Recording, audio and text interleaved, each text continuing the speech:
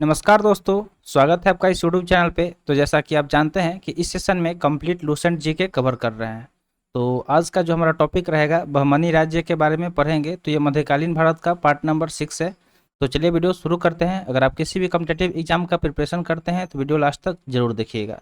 तो जल्दी से वीडियो को लाइक कर दीजिए और चैनल पर नए हैं तो जल्दी से चैनल को सब्सक्राइब कर लीजिए। और सेशन शुरू करने से पहले अगर आप पहले से हमारा वीडियो देखते आ रहे हैं तो आई होप आपको वीडियो हमारा पसंद आ रहा होगा। तो जल्दी से एक बार कमेंट सेक्शन में जय हिंद लिख दीजिए। जय हिंद लिखने से एक पॉजिटिव एनर्जी हमारे अंदर आ जाता है और जिससे हम लोग अच्छे से फोकस्ड होकर पढ़ाई करते हैं। तो चलिए शुरू करते हैं और स्टार्ट करते हैं। हमारा टॉपिक क्या है? बहमानी राज्य। तो बहमानी राज्य से चीज़ें हम लोग देखना शुरू करेंगे, इसके बारे में देखेंगे जो भी मोस्ट इंपॉर्टेंट पॉइंट्स होगा जिससे हमारे एग्जाम में क्वेश्चन आ सकता है और किस तरह का क्वेश्चन आएगा वो सब भी हम लोग देखेंगे। तो चलिए देखते हैं। दिया गया पहला पॉइंट कि मोहम्मद बिन तुगलक के शासनकाल में, जब मोहम्मद बिन तुगलक का जो शासनकाल था, ठीक है, 1347 ईस्वी में हसन गंगू, ठीक है, जो हसन गंगू यहाँ पे एक नाम आपको देखने को मिल रहा है, ठीक है, हसन गंगू, उसने क्या किया था कि बहमनी राज्य की स्थापना किया था। तो हसन गंगू ने क्या किया था? बहमनी राज्य की स्थापना की। वह अलाउद्दीन हसन बहमन शाह के नाम से सिंहासन पर बैठा। तो उसके एक नाम मिला, नाम कौन सा था? तो अलाउद्दीन हसन बहमन शाह, ठीक है, अलाउद्दीन हसन बहमन शाह। और इसी नाम से वो क्या हुआ कि सिंहासन पर बैठा। इसने अपनी राजधानी गुलबर्गा, ठीक है, जो गुलबर्गा जगह है उसको उसने अपना राजधानी बनाया। और अगर राजभाषा की बात करें तो उसका जो राजभाषा था वो मराठी था, ठीक है। तो उसका राजभाषा कैसा था? तो मराठी था। तो यहाँ से मोस्ट इंपोर्टेंट क्वेश्चन क्या पूछा जा सकता है कि बहमनी राज्य का स्थापना कब और किसने किया? तो हसन गंगू ने किया, ठीक है, बहमनी राज्य की स्थापना, जिसका पूरा नाम अलाउद्दीन हसन बहमन शाह था। और अगर उसकी बात करें तो उसका राजधानी कहाँ था? तो गुलबर्गा, ठीक है। तो ये सारे सवाल पूछा जा सकता है। आगे अगर हम बढ़ें तो अगला पॉइंट यहाँ पे दिया गया है कि इसने अपने साम्राज्य को 4 प्रांतों में, ठीक है, तो इसका जो पूरा साम्राज्य था उसको 4 प्रांतों में बांट दिया। यहाँ पे प्रांतों का नाम देख सकते हैं, एक तो गुलबर्गा, दौलताबाद, बरार और बिदर, ठीक है। तो ये 4 प्रांतों में इसने अपने संपूर्ण साम्राज्य को विभाजित कर दिया, यानी कि बांट दिया। इसकी मृत्यु की अगर बात करें तो 11 फरवरी 1358 ईस्वी को हो गई। तो जो हसन गंगू था यानी कि अलाउद्दीन हसन बहमन शाह, उसकी मृत्यु कब हो गई? तो 11 फरवरी 1358 ईस्वी को इसकी मृत्यु हो गई, ठीक है। अलाउद्दीन हसन के पश्चात जब मतलब उसकी मृत्यु हो गई, उसके बाद जो उसका पुत्र था जिसका नाम क्या था? मोहम्मद शाह प्रथम, वो सुल्तान बना, ठीक है। तो मोहम्मद शाह जो प्रथम था वो क्या हुआ कि सुल्तान बना। इसके काल में ही सबसे पहले बारूद का प्रयोग हुआ, ठीक है। तो जो मतलब जो मोहम्मद प्रथम था, इसके काल में ही सबसे पहले जो बारूद था। तो ये सवाल मोस्ट इंपॉर्टेंट पूछा जा सकता है कि किसके काल में सबसे पहले बारूद का प्रयोग किया गया और किसके विरोध किया गया? तो जो बुक्का था, ठीक है, बुक्का, तो बुक्का के विरोध ही हुआ था, ठीक है, बारूद का प्रयोग। और सबसे पहले किसके शासन काल में हुआ था? तो मोहम्मद प्रथम जो सुल्तान बना अलाउद्दीन हसन के बाद, उसी के शासन काल में बारूद का प्रयोग किया गया। नेक्स्ट पॉइंट की अगर बात की जाए तो नेक्स्ट पॉइंट दिया गया कि भीमा नदी के तट पर फिरोजाबाद की स्थापना ताज उद्दीन फिरोज ने की थी, ठीक है। तो भीमा नदी के तट पर जो फिरोजाबाद जगह है उसके बारे में यहाँ पे बताया जा रहा है कि जो फिरोजाबाद है, ठीक है, फिरोजाबाद, तो उसकी स्थापना किसने किया था? तो उसके स्थापना की अगर बात करें तो जो ताज उद्दीन फिरोज था उसने ही फिरोजाबाद की स्थापना किया था। फिरोज खगोलिक और प्रोत्साहन देता था और उसने दौलताबाद के पास एक वेधशाला बनवाई थी। तो जो फिरोज था वो क्या करता था? खगोलिक को, ठीक है, जो खगोलिकी थी उसको प्रोत्साहन देता था, यानी कि बढ़ावा देता था। और उसने क्या किया था? दौलताबाद के पास एक वेधशाला भी बनवाया था, ठीक है। तो दौलताबाद के पास इसने क्या किया था? एक वेधशाला भी बनवाया था। सिहाबुद्दीन अहमद प्रथम ने अपनी राजधानी गुलबर्गा से हटाकर बीदर में स्थापित की, ठीक है। तो जो सिहाबुद्दीन अहमद प्रथम था उसने क्या किया कि जो उसकी राजधानी गुलबर्गा था वहां से हटा के उसने क्या किया कि बीदर में उसको स्थापित किया। इसने बीदर का नया नाम मोहम्मदाबाद रखा, ठीक है। और जो बीदर का पुराना बीदर नाम हुआ करता था उसको इसने बदल के क्या किया? मोहम्मदाबाद रख दिया। किसने? तो सिहाबुद्दीन ने। मोहम्मद तृतीय के शासनकाल में ख्वाजा जहां की उपाधि से महमूद गवा को प्रधानमंत्री नियुक्त किया गया। तो जो मोहम्मद तृतीय था उसके शासनकाल में जो ख्वाजा जहां था उसकी उपाधि से महमूद गवा को क्या किया गया? प्रधानमंत्री नियुक्त किया गया। महमूद गवा ने, जो महमूद गवा था, उसने बिद्दर में एक महाविद्यालय की स्थापना करवाई। रियाजुल इंसा नाम से महमूद गवा के पत्रों का संग्रहण किया गया, ठीक है। तो इसने क्या किया कि एक महाविद्यालय की स्थापना करवाया, कहाँ पे, तो बिदर में ही उसने एक महाविद्यालय की स्थापना करवाया, और रियाजुल इंसा नाम से जो महमूद गवाह के पत्रों का संग्रह किया गया।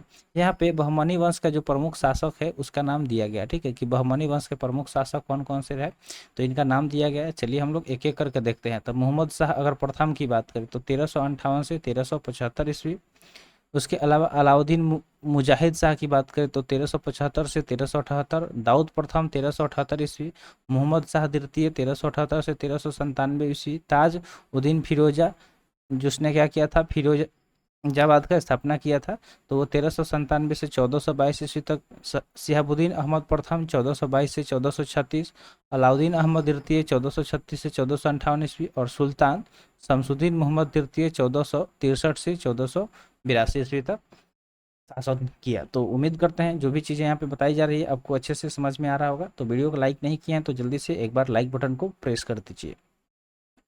तो चलिए चलते हैं आगे, आगे के जो भी पॉइंट दिया गया है उसको देखते हैं। तो दिया गया है कि 1417 ईस्वी में रूसी यात्री निकितन, ठीक है, बहमनी साम्राज्य की यात्रा पर आया। तो जो रूस का एक यात्री था, ठीक है, रूसी यात्री जिसका नाम क्या था, निकितन, यहाँ से नाम आप देख सकते हैं, निकितन था, जो बहमनी साम्राज्य की यात्रा पर आया। और इस समय बहमनी राज्य पर, तो जब वो आया था उस समय बहमनी राज्य पर शासन किसका था, तो उस समय बहमनी राज्य की अगर बात करें तो ताज उद्दीन फिरोज, जो ताज उद्दीन फिरोज था उसका ही शासन था। किसका शासन था, ताज उद्दीन फिरोज का शासन था। बहमनी साम्राज्य के चारों प्रांत, तारफों और अतरफों के प्रांतपति यानी कि तरफदार उसके विरुद्ध विशेष से जाने जाते थे, ठीक है। तो यहाँ पे देखिए नाम दिया गया है कि दौलताबाद का तरफदार का नाम क्या था, तो जो दौलताबाद थे उसके तरफदार मसंद ए अली के नाम से जाने जाते थे। बरार का तरफदार मजलिस ए अली के नाम से जाने जाते थे। बिदर का तरफदार आजम ए हुमायूं के नाम से जाने जाते थे। और चौथा गुलबर्गा का तरफदार मालिक नायाब के नाम से, ठीक है, जाने जाते थे। बीजापुर गुलबर्गा तराप में शामिल था। जो बीजापुर की अगर बात करें तो जो बीजापुर था, ठीक है, तो बीजापुर गुलबर्गा तराप में शामिल था। यह सबसे महत्वपूर्ण तराप था, और ये जो तराप था वो सबसे क्या था, महत्वपूर्ण तराप था। कलीम उल्लाह बहमनी वंश का अंतिम शासक था। तो बहमनी वंश के संस्थापक के बारे में हमने ऊपर बताया। अगर अंतिम शासक की बात करेंगे तो आपको याद रखना है कि कलीम उल्लाह था, ठीक है। इसकी मृत्यु के समय बहमनी राज्य 5 स्वतंत्र राज्यों में बट गया। और जब इसका मृत्यु का टाइम आया तो उस टाइम क्या हुआ कि जो बहमनी राज्य था वो 5 स्वतंत्र राज्यों में बट गया। इन स्वतंत्र राज्यों से संबंधित विवरण कुछ इस प्रकार दिया गया है। तो चलिए हम लोग देख लेते हैं कि क्या क्या दिया गया है। तो नंबर 1 की अगर बात करें, ठीक है, तो यहाँ पे राज्य, वंश, उसके संस्थापक और स्थापना वर्ष सब कुछ दिया गया है, ठीक है। तो राज्य में अगर देखें तो बीजापुर, जिस जो कौन सा वंश था, आदिल शाही वंश, संस्थापक यूसुफ आदिल शाह, और स्थापना वर्ष 1489 ईस्वी। अहमदनगर की अगर बात करें दूसरे नंबर पे तो निजाम शाही थे, और इसके संस्थापक, ठीक है, वंश कौन थे, तो निजाम शाही। और मलिक की संस्थापक की बात करें तो मलिक अहमद, और 1490 ईस्वी में इसका स्थापना वर्ष। तीसरे नंबर पे है बरार इमाद शाही, इसके वंश हो गए। फतेह उल्लाह इमाद शाह, ठीक है, जो कि संस्थापक थे, और इसका स्थापना कब हुआ था, तो 1490 ईस्वी में। गोलकुंडा की अगर बात करें तो कुतुब शाही वंश, और इसके कुली कुतुब शाह, ठीक है, कुली कुतुब शाह इसके संस्थापक थे, ठीक है। और 1512 ईस्वी में इसका स्थापना किया गया। और 5 नंबर पे दिया गया है बीदर, तो बरीद शाही वंश और अमीर अली बरीद, जो कि 1526 ईस्वी में इसका स्थापना वर्ष है। तो यहाँ पे हमने क्या देखा कि जो भी मतलब जो बहमनी राज्य 5 स्वतंत्र राज्यों में बट गया, तो उस राज्य के बारे में, उसके वंश, उसके संस्थापक और उसके स्थापना वर्ष के बारे में हमने देखा।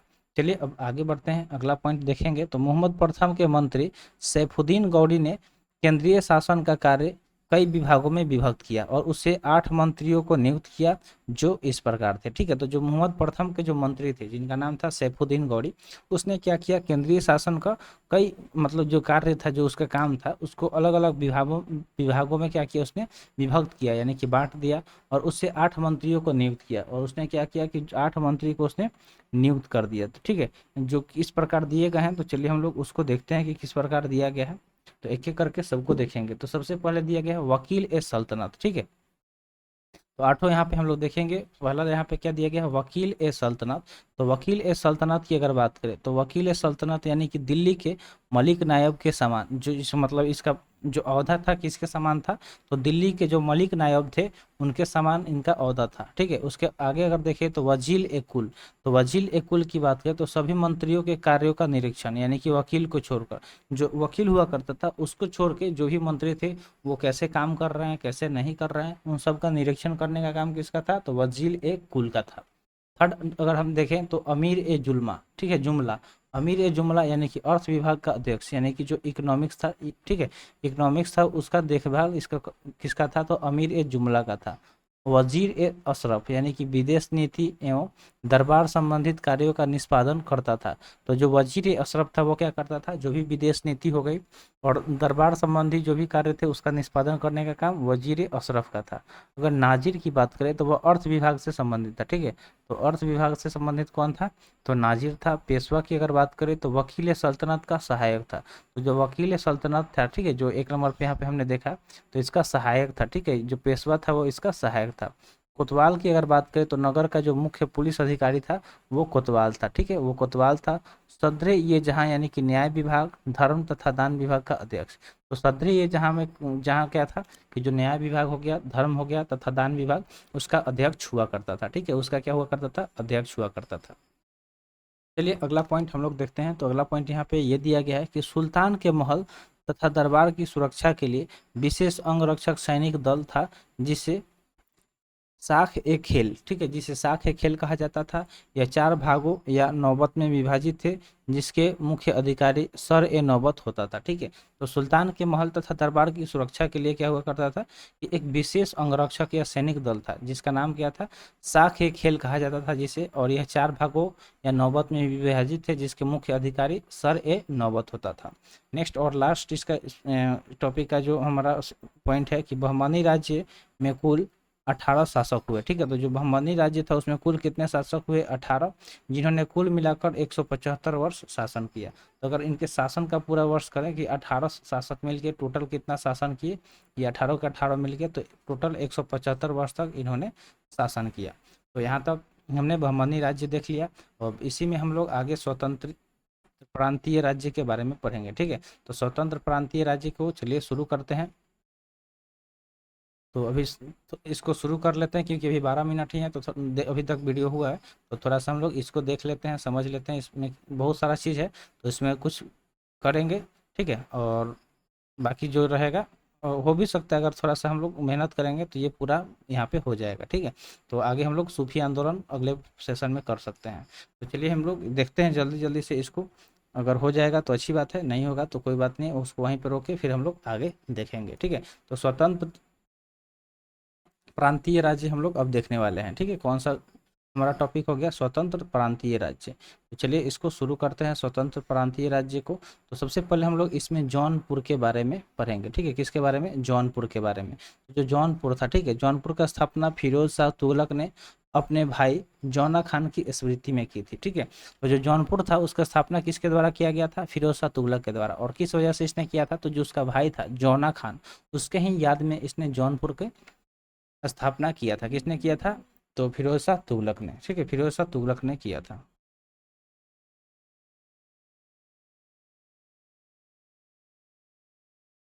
नेक्स्ट यहाँ पे पॉइंट दिया गया कि जौनपुर में स्वतंत्र सरकी राजवंश की स्थापना मलिक सरवर ने की थी। ठीक है, तो जो जौनपुर था, तो जौनपुर में क्या किया गया था, एक स्वतंत्र सरकी राजवंश की स्थापना किया गया था। किसके द्वारा किया गया था, तो मलिक सरवर, जो कि ख्वाजा जहान उसका नाम था, उसने ही किया था। किसने किया था, ख्वाजा जहान, मलिक सरवर उसका नाम था और ख्वाजा जहान भी उसको लोग बोलते थे, उसने ही किया था। ख्वाजा जहान को मलिक उस सर्क, ठीक है, ख्वाजा जहान था उसको मलिक उस सर्क यानी कि पूर्व का स्वामी की उपाधि 1394 ईस्वी में फिरोज शाह तुगलक के पुत्र, जो फिरोज शाह तुगलक था उसका पुत्र जिसका नाम किया था सुल्तान महमूद, तो उसने क्या किया था कि जो ख्वाजा जहान था उसको मलिक उस सर्क, ठीक है, मलिक उस सर्क का मतलब होता था पूर्वी, पूर्व जो था उसका स्वामी, तो उसके उपाधि से नवाजा। कब नवाजा, तो 1394 ईस्वी में। ठीक है, 1394 ईस्वी में उसने इसे नवाजा। आगे अगर हम बढ़ें तो आगे दिया गया कि जौनपुर के अन्य प्रमुख शासक, ठीक है, जो जौनपुर था उसके अन्य जो प्रमुख शासक थे उसके बारे में हम लोग चलिए देखते हैं। तो मुबारक शाह, ठीक है, 1399 से 1402 ईस्वी, शमसुद्दीन इब्राहिम शाह 1402 से 1436 ईस्वी, महमूद शाह 1436 से 1451 ईस्वी, हुसैन शाह 1458 से 1500 ईस्वी। ठीक है, तो ये सारे जो थे जौनपुर के जो प्रमुख शासक थे उनके नाम यहाँ पे और उनका समय दिया गया, उनका टाइम पीरियड दिया गया। ठीक है, चलिए आगे दिया गया कि लगभग 75 वर्ष तक, ठीक है, यानी कि लगभग 75 वर्ष तक जो स्वतंत्र रहने के बाद जौनपुर पर बहलोल लोदी ने कब्जा कर लिया। तो जो ये जौनपुर था इसका स्थापना फिरोज शाह तुगलक ने अपने भाई जौना खान के स्मृति में इसका स्थापना किया था। लेकिन ये क्या हुआ था, 75 वर्ष तक तो पूरे संपूर्ण रूप से ये स्वतंत्र था। लेकिन बाद में जो बहलोल लोदी था उसने क्या किया, इस पर कब्जा जमा दिया। ठीक है, इस पर उसको उसने क्या किया, कब्जा कर लिया। 75 वर्ष तक मतलब फ्री था, उसके बाद ही उस बहलोल लोदी द्वारा इसको कब्जा किया गया। सरकी शासन के अंतर्गत विशेषकर इब्राहिम शाह के समय में जौनपुर में साहित्य एवं स्थापत्य कला के क्षेत्र में विकास के कारण जौनपुर को भारत के सीरीज के नाम से जाना गया। ठीक है, तो जो सरसी शासन था उसके अंतर्गत खासकर किसके टाइम में, तो जो इब्राहिम शाह था उसके टाइम में क्या हुआ था, जौनपुर में साहित्य और स्थापत्य कला के क्षेत्र में बहुत सारा विकास हुआ, जिसके वजह से क्या हुआ कि जौनपुर को भारत के सीरीज के नाम से जाना गया। ठीक है, भारत के सीरीज के नाम से जाना गया। अटाला देवी की मस्जिद का निर्माण 1408 ईस्वी में सरकी सुल्तान इब्राहिम शाह द्वारा किया गया। तो अटाला देवी मस्जिद का निर्माण कब और किसने करवाया, 1408 ईस्वी में सरकी सुल्तान इब्राहिम शाह द्वारा किया गया था। ठीक है, तो आगे कुछ पॉइंट है इसको हम लोग डिस्कस करते हैं। तो अगला अगर हम पॉइंट देखें तो दिया गया है अटाला देवी मस्जिद का निर्माण कनौज के राजा विजय चंद्र द्वारा निर्मित अटाला देवी के मंदिर को तोड़कर किया गया। ठीक है, तो अटाला देवी मस्जिद का निर्माण करवाया गया। ठीक है, किसके द्वारा कराया गया, तो जो मतलब अटाला देवी जो मस्जिद का निर्माण करवाया गया कनौज के राजा विजय चंद्र द्वारा निर्मित, जो जो मतलब जो अटाला देवी जो मस्जिद था उसका निर्माण करवाया गया। कैसे करवाया गया, तो जो कनौज के राजा थे जिनका नाम क्या था, विजय चंद्र, तो उसने अटाला देवी के एक मंदिर बनवाया था, अटाला देवी का एक मंदिर बनवाया था, उसको तोड़ दिया गया और उसकी जगह पर क्या किया गया, मस्जिद बनवाया गया। तो ये सब पुराने समय में बहुत ज़्यादा होता था कि जब मुसलमान आए मंदिर को तोड़ तोड़ के वहाँ पे उसने क्या किया, मंदिर को तोड़ के उस मस्जिद बनवाया। बहुत सारे लोगों ने ऐसा किया, जिसका आप बहुत बड़ा बड़ा एग्जाम्पल देख सकते हैं कि धीरे धीरे चीज़ें अब सामने आ रही है। ठीक है, तो चलिए आगे बढ़ते हैं जामी मस्जिद के निर्माण के बारे में, कि जामी मस्जिद था उसका जो निर्माण 1470 ईस्वी में हुसैन शाह सरकी, ठीक है, जो हुसैन शाह सरकी था उसके द्वारा करवाया गया था। जामी मस्जिद का निर्माण कब हुआ था, तो 1470 ईस्वी में हुसैन शाह सरकी के द्वारा करवाया गया था। झंझरी मस्जिद 1430 ईस्वी में इब्राहिम सरकी के द्वारा एवं लाल दरवाजा मस्जिद का निर्माण मोहम्मद शाह के द्वारा 1450 ईस्वी में किया गया था। ठीक है, तो यहाँ पे झंझरी मस्जिद का नाम दिया गया। ठीक है, झंझरी मस्जिद, और उसके बाद इब्राहिम सरकी ने बनवाया। लाल दरवाजा मस्जिद का निर्माण मोहम्मद शाह के द्वारा 1450 ईस्वी में बनाया गया। तो उम्मीद करते हैं जो भी चीज़ें यहाँ पे बताई गई होंगी आपको समझ में आ गया हो। तो आज यहीं पे इसको रहने देते हैं। ठीक है, जो अगला हम लोग सेशन लाएंगे उसमें इस चीज़ को कंप्लीट कर लेंगे। तो आज के लिए इतना ही, आज का सेशन यहीं पे समाप्त हुआ। सेशन कैसा लगा कमेंट सेशन में ज़रूर बताइएगा। तो मिलते हैं फिर अगले वीडियो में। Thanks for watching. जय हिंद।